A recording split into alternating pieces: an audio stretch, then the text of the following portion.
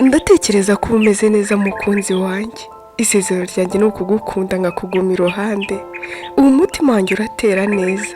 Ujye utekereza ko ukunzwe igihe cyose. Buri gitondo nkangutse ndagutekereza. Uri wagize akandi igikundiro ndataha. Ngateta kandi ngato niyo nzi neza kuri mu biganza byanjye. Ntuzigera wicuza kuri mu mutima wanjye. Nzagukunda ibihe byose. Izuba rigitangira kurasa nibonera ubwiza bw'umukunzi wanjye. Ubu ndanyuzwe. Ndagukunda ibyo twacamo byose. Mu bibi ndakomera, mu byiza ngashima. Uru rukundo ndimo nkibonera umunezero. Ibi biradenga nkumva nabigira itangazo. Ntuzicuza winubira uyu mutima. Wakira uko uri mukunzi wanjye.